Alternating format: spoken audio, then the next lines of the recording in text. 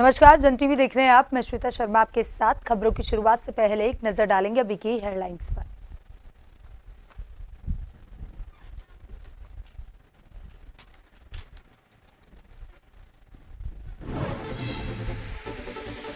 Railway track से नहीं हटाए जाएंगे लोग, सुप्रीम कोर्ट का बड़ा फैसला। हल्द्वानी भूमि विवाद में पुनर्वास योजना बनाने के निर्देश।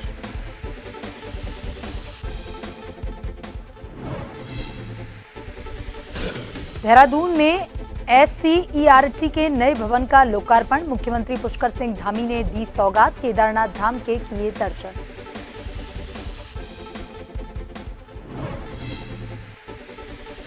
दिल्ली में बन रहे केदारनाथ धाम के प्रतीकात्मक मंदिर को लेकर राजनीति। हर की पौड़ी से कांग्रेस ने निकाली यात्रा। पूर्व सीएम हरीश रावत समेत कई नेता हुए शामिल। कांवड़ यात्रा को लेकर अलर्ट पर सभी विभाग। खास सुरक्षा महकमे ने ढाबों दुकानों के लिए सैंपल। फूड लाइसेंस नहीं मिलने पर 5 को नोटिस।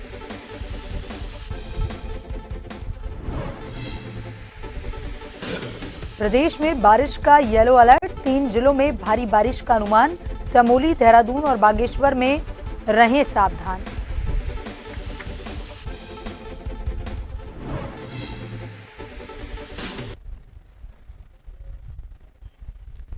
और अब खबरें विस्तार से।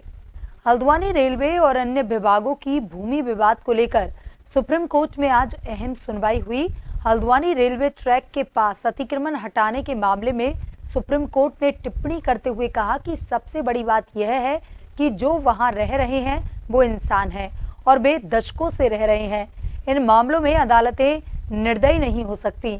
अदालतों को भी संतुलन बनाए रखने की जरूरत है और राज्य को भी कुछ करने की जरूरत है। रेलवे ने अब तक कोई कार्रवाई नहीं की है। अगर आप लोगों को बेदखल करना चाहते हैं तो नोटिस जारी करें।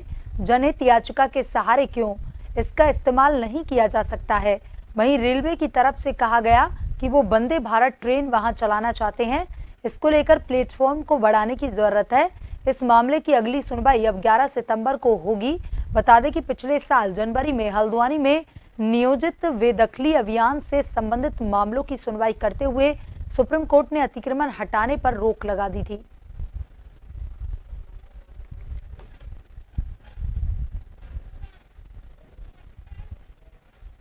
और इसी खबर पर ज्यादा जानकारी के साथ हमारे संवाददाता हिमांशु वर्मोला फोन लाइन पर जुड़ चुके हैं। हिमांशु, हल्द्वानी रेलवे और अन्य विभागों के भूमि विवाद को लेकर के आज सुप्रीम कोर्ट में जो अहम सुनवाई थी उसका अहम फैसला भी सामने आया है। सुप्रीम कोर्ट ने ये फैसला भी अहम सुनाया है।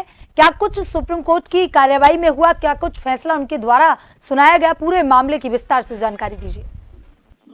निश्चित रूप से आपको बताना चाहता हूँ कि उत्तराखंड का जो हल्द्वानी बनभूलपुरा में रेलवे की जो 29 एकड़ की जमीन है और रेलवे की तरफ से अवैध कब्जे की जमीन इस लेकर आज सुप्रीम कोर्ट और सुप्रीम कोर्ट सुनवाई जो वहाँ पर है वो लोग 10 वर्ष वहाँ पर रह रहे हैं, उनको तुरंत नहीं करा जाना चाहिए, उनको दिया जाना चाहिए। लेकिन उनको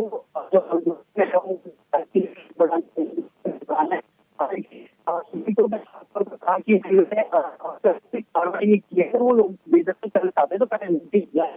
हालांकि सरकार और रेलवे की तरफ से पहले भी हटाया जा रहा था तो सभी कहा गया था जो जिन्होंने क्या हो है कोई भी मुआवजा नहीं दिया जाएगा। तो ऐसे में सबसे बड़ी समस्या ये थी कि जो वहाँ का 4,000 वहाँ पर न्याय तकरीबन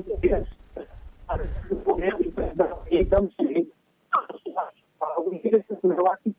होना ये कहीं सरकार के हैं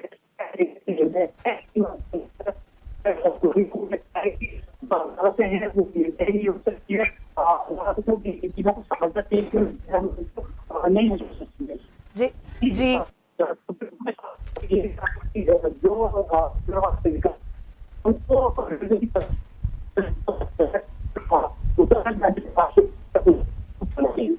जी यही से नहीं आ पा रही है। अभी तमाम जानकारी के लिए धन्यवाद।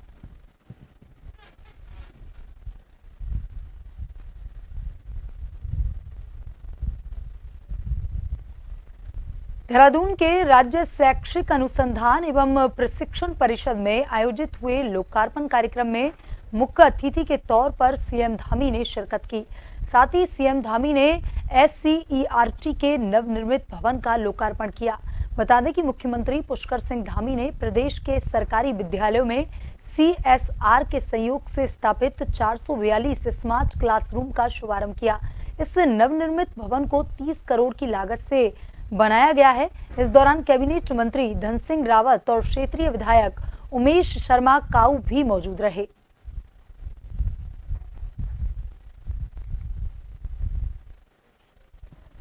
मुख्यमंत्री पुष्कर सिंह धामी बुधवार को बाबा केदारनाथ के दर्शनों को केदारनाथ धाम पहुंचे। मुख्यमंत्री ने बाबा केदारनाथ का रुद्राभिषेक एवं विशेष पूजा अर्चना कर प्रदेश की खुशहाली, विश्व कल्याण की कामना की। इसके बाद उन्होंने केदारपुरी में चल रहे पुनर्निर्माण एवं विकास कार्यों की भी समीक्षा की। ड्यूटी पर मौजूद सभी अधिकारियों एवं कर्मचारियों का अभिनंदन करने के बाद मुख्यमंत्री तीर्थ पुरोहित समाज एवं मुख्य पुजारियों से मिले। इसके बाद मुख्यमंत्री ने बाबा केदारनाथ मंदिर में प्रवेश कर विशेष पूजा अर्चना की। उन्होंने केदारपुरी में चल रहे पुनर्निर्माण एवं विकास कार्यों की भी समीक्षा करते हुए निर्माण एवं पुनर्निर्माण कार्यों में तेजी लाने एवं गुणवत्ता का ध्यान रखते हुए समयबद्धता के साथ सभी कार्य पूर्ण करने के निर्देश दिए। श्रावण का पवित्र मास है और बाबा केदार की हम सब पर बड़ी कृपा है। पूरे देश दुनिया के अंदर बाबा केदार के भक्तगण हैं, वो उनकी दर्शन के लिए आते हैं, क्योंकि माननीय प्रधानमंत्री जी के नेतृत्व में और उनके प्रधानमंत्री बनने के बाद वहाँ पर नवनिर्माण और पुनर्निर्माण के अनेक कार्य पूरे हुए हैं, अनेक कार्य अभी चल रहे हैं, वो सब तेज़ी से पूरे हो रहे हैं। आदरणीय प्रधानमंत्री मोदी जी बाबा केदार के अनन्य भक्त हैं और जितनी बार वो बाबा केदार के दर्शन के लिए आए हैं, देश के किसी भी प्रधानमंत्री ने कभी भी इतनी बार बाबा केदार में मैं समझता हूँ उसका 10% भी कोई भी प्रधानमंत्री वहाँ नहीं पहुँचा है। ने केंद्रीय बजट को आत्मनिर्भर विकसित भारत की संकल्प पूर्ति वाला बजट बताया है। उत्तराखंड के लिए आपदा में मदद काफी अहम है। प्रदेश अध्यक्ष महेंद्र भट्ट ने आपदा प्रभावित देवभूमि की बजट में विशेष चिंता करने के लिए PM, वित्त मंत्री और मुख्यमंत्री पुष्कर सिंह धामी का आभार व्यक्त किया है। साथ ही बजट से प्राप्त होने वाले ईंधन से डबल इंजन सरकार की गति राज्य में कई गुना तीव्र होने की उम्मीद जताई।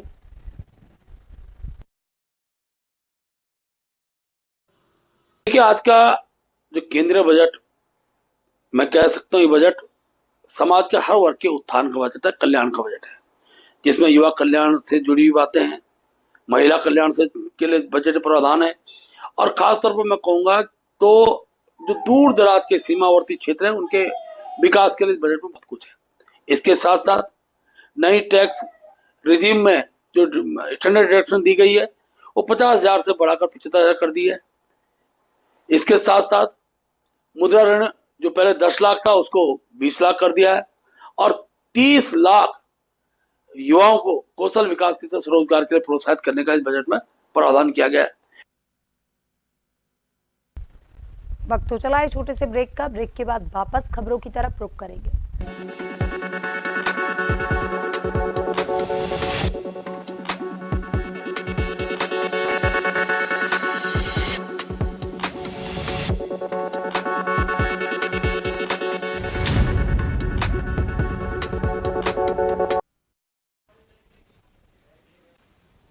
ब्रेक के बाद एक बार फिर से आपका स्वागत है और बढ़ते हैं बड़ी खबर की तरफ, जो कि जयपुर से इस वक्त सामने आ रही है, जहां पर डॉक्टर करोड़ीलाल मीणा ने पेपर लीक मामले को लेकर के सबूत दिए हैं। RAS-SI रीट पेपर लीक को लेकर के ये सबूत दिए गए हैं। भाजपा नेता करोड़ीलाल मीणा की तरफ से SOG को ये सबूत दिए गए हैं। मामले में पेपर लीक का मास्टरमाइंड को लेकर के ये सबूत दिए गए हैं। खुद पेपर लीक मास्टरमाइंड भूपेंद्र ने मुझे पत्र लिखकर दी जानकारी। SOG के ये बड़े सबूत डॉक्टर करोड़ीलाल मीणा की तरफ से दिए गए हैं। भाजपा नेता करोड़ीलाल मीणा ने SOG को ज्ञापन दिया। डॉक्टर करोड़ीलाल मीणा ने पेपर लीक को लेकर के सबूत दिए हैं। भाजपा नेता करोड़ीलाल मीणा ने SOG को दिया ज्ञापन।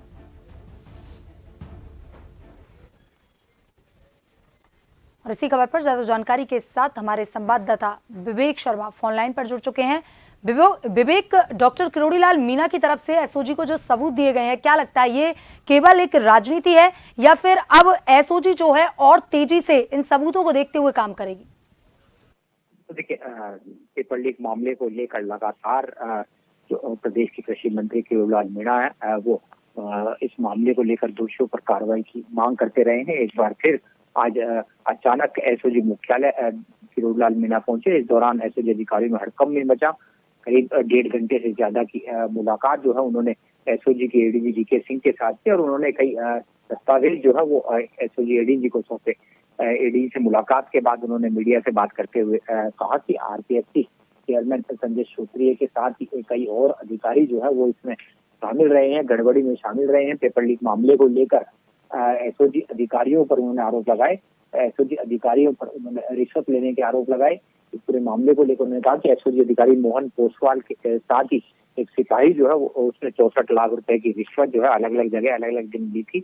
इस मामले को लेकर एडीजी को और जो है ये तमाम बात रखी गई है। पहले एसओजी को खुद की सफाई करनी चाहिए। अगर तमाम मामले में दोषियों पर कार्रवाई नहीं होती है तो 15 दिन के बाद जो है एसओजी मुख्यालय में अनशन की चेतावनी पुनः देती है। किरोड़ीलाल मीणा ने कहा कि इस पूरे मामले को लेकर कई अहम सबूत मिले थे। खुद जो भूपेंद्र सारन था उसने मुझे पत्र लिखा था जिसमें इसकी जानकारी दी थी कि एसओजी अधिकारी। तमाम जानकारी के लिए धन्यवाद।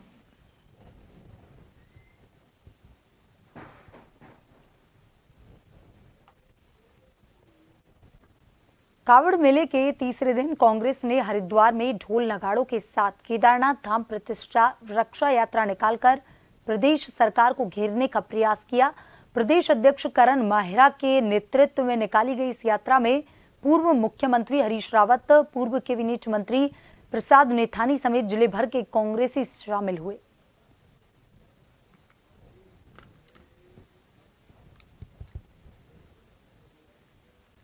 बद्रीनाथ केदारनाथ मंदिर समिति वीकेटीसी के कार्मिकों को भी अब राज्य कर्मचारियों की भांति गोल्डन कार्ड की सौगात मिल गई है।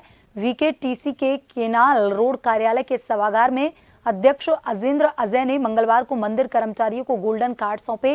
इस दौरान कार्मिकों ने वीकेटीसी अध्यक्ष अजेंद्र का गोल्डन कार्ड बनवाने के लिए किए गए प्रयासों की सराहना की और आभार व्यक्त किया। गौरतलब है कि वीकेटीसी अध्यक्ष का कार्यभार संभालने के बाद अजेंद्र ने अपने कर्मचारियों के गोल्डन कार्ड बनवाने के लिए प्रयास शुरू कर दिए थे।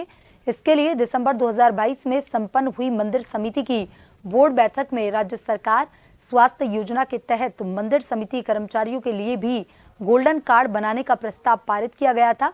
राज्य स्वास्थ्य प्राधिकरण से स्वीकृति मिलने के बाद कार्मिकों का विवरण जमा कर गोल्डन कार्ड बनवाने का कार्य शुरू हुआ। देखिए, विगत वर्ष हमारे बोर्ड बैठक हुई थी, उसमें हमने एक प्रस्ताव पारित किया था कि जो भी हमारे अस्थायी कार्मिक हैं उनको जो राज्य सरकार द्वारा गोल्डन कार्ड की सुविधा दी जाती है उसके लिए हम भी इनको अपने कार्मिकों को भी दिलाएंगे। तो इसके लिए हमने प्रस्ताव पारित करके राज्य स्वास्थ्य प्राधिकरण को और उस संदर्भ में पत्राचार किया था और राज्य स्वास्थ्य प्राधिकरण ने उस पर स्वीकृति हमको प्रदान की और उस तत्पश्चात जो हमारे अस्थायी कार्मिक हैं और पेंशनर्स हैं उनके गोल्डन कार्ड बना लिए गए हैं और आज उनका एक कार्यक्रम में हमने हम जिन कार्मिकों के गोल्डन कार्ड बने थे उनको कार्ड वितरित किए हैं। रुड़की आदर्श नगर सोनाली नदी पर बनाए गए रपटा आजकल रुड़की में चर्चा का विषय बने हुए हैं। रुड़की पूर्व मेयर गौरव गोयल द्वारा प्रेस वार्ता करते हुए मौजूदा रुड़की विधायक प्रदीप बन्ना पर जान से मारने की धमकी के साथ सोनाली नदी के रपटे में 93 लाख भ्रष्टाचार का आरोप लगाया है। लगातार विरोध में उठ रही आवाज के बाद अब विधायक ने इस मामले पर चुप्पी तोड़ते हुए गौरव गोयल के आरोपों को सिरे से खारिज किया और कहा आदर्श नगर रपटे में 93 नहीं 13 लाख से अधिक खर्च नहीं हुआ। मेरे पास पीडब्ल्यूडी की रिपोर्ट है। अगर गोयल 93 लाख को साबित कर दें तो मैं विधायकी इस्तीफा दे दूंगा। फिलहाल विवादित रपटा पानी के बहाव में डूबा हुआ है। दावे हैं और मैं बताऊँ पब्लिक को भ्रम फैलाने की आदत है और अपने को हाईलाइट करने के लिए सब किया जा रहा है। जो कि पीडब्ल्यूडी की रिपोर्ट है और जो पीडब्ल्यूडी ने काम किया है, जहाँ वहाँ पे सुपरिटेंडेंट इंजीनियर हैं, एग्जीक्यूटिव इंजीनियर हैं, जेई हैं, सभी द्वारा जो रिपोर्ट दी गई है उसको मैं आपके सामने शेयर करना चाहूँगा। ये इसकी अनुमानित लागत जो थी 55 लाख रुपए थी और जो 36% बिलो टेंडर गया, 36% बिलो जाने के बाद इसकी लागत 36 लाख रुपए हुई है और 36 लाख में से केवल 13 लाख रुपए उसमें लगे हैं अभी। बाकी पैसा सड़क का, नालों का भी उसमें निर्माण कार्य होने, बारिश की वजह से काम रोक दिया गया है और 90 लाख का कोई भुगतान नहीं हुआ, 90 लाख का कोई टेंडर नहीं हुआ। अगर गौरव गोयल जी ने RTA मांगी तो मुझे RTA दिखाएं कि इस तरफ का भुगतान कितना हुआ है। शहर का सबसे बड़ा भूमाफिया भ्रष्टाचारी विधायक, जिसके खिलाफ मैंने रफ्ते का एक मुद्दा, शहर के अंदर 93 लाख रुपए का एक सप्ताह पहले रफ्ता बह गया, मैंने जाके प्रेस कॉन्फ्रेंस रफ्ते पे खड़े होकर की थी।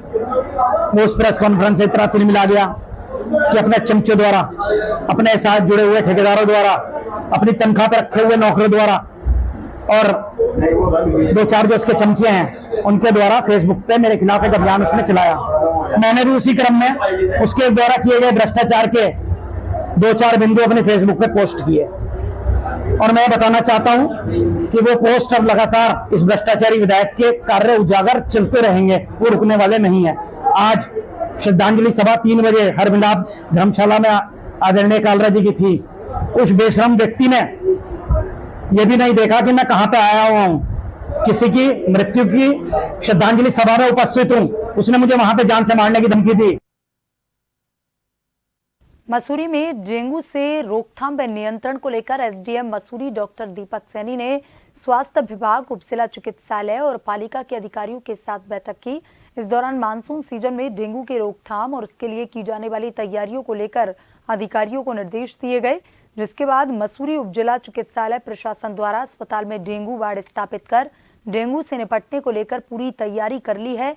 मसूरी उप जिला चिकित्सालय के CMS डॉक्टर यतेंद्र सिंह ने बताया कि मसूरी के तापमान में डेंगू मच्छरों के पनपने की संभावना नहीं रहती, लेकिन अन्य शहरों से आने वाले लोगों में डेंगू के केस पाए गए, जिनकी संख्या मात्र 3 थी। उन्होंने बताया कि अस्पताल में डेंगू के लिए 4 बेड एवं 1 आइसोलेशन वार्ड तैयार किया गया है, छिड़काव किया जाए।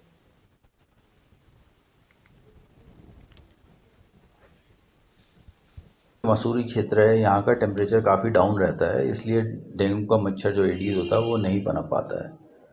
तो मुझे नहीं लगता कि और इस साल डेंगू का इस तरह से आपदा आएगी या एपिडेमिक होगा डेंगू के संबंध में, लेकिन फिर भी हम लोगों की पूरी तैयारी है।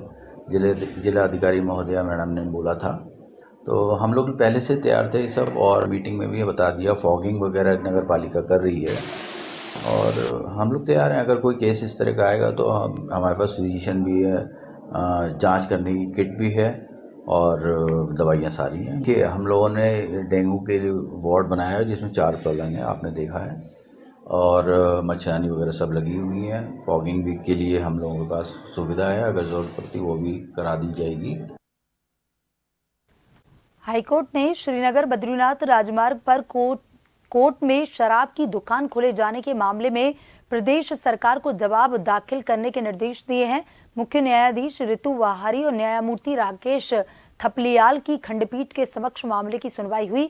अगली सुनवाई 13 अगस्त को होगी। विमल नेगी ने याचिका दायर किया था कि राज्य सरकार पूर्व में एक जनहित याचिका पर अपना जवाब देते हुए कहा था कि प्रदेश में धार्मिक स्थानों और 4 धाम यात्रा मार्ग पर नई शराब की दुकानें नहीं खोली जाएंगी, लेकिन सरकार ने कुछ समय पहले श्रीनगर बद्रीनाथ राजमार्ग पर श्री कोर्ट में शराब की दुकान को खोलने की अनुमति दे दी है।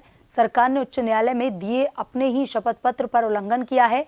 याचिका में कहा गया है कि सरकार की ओर से पूरे प्रदेश में 200 से अधिक नई दुकानें खोली गई हैं। रुड़की कोतवाली पुलिस को दिन दहाड़े बाइक चोर ने खुली चुनौती दी। दरअसल सिविल लाइन कोतवाली के बाहर खड़ी बाइक चोरी हुई और इससे हड़कंप मच गया। बाइक चोरी की यह घटना सीसीटीवी में कैद हुई। पीड़ित ने कोतवाली में शिकायत दर्ज की है। वह खुद कोतवाली के सामने डेंटल क्लिनिक पर काम करता है। सीसीटीवी में चोर KTM बाइक पैदल ले जाते हुए दिख रहे हैं। इस आधार पर पुलिस सीसीटीवी कैमरे की फुटेज से आरोपी की तलाश में जुटी है। बुलेटिन में अभी तक के लिए इतना ही। बने रहिए जन टीवी के साथ। नमस्कार।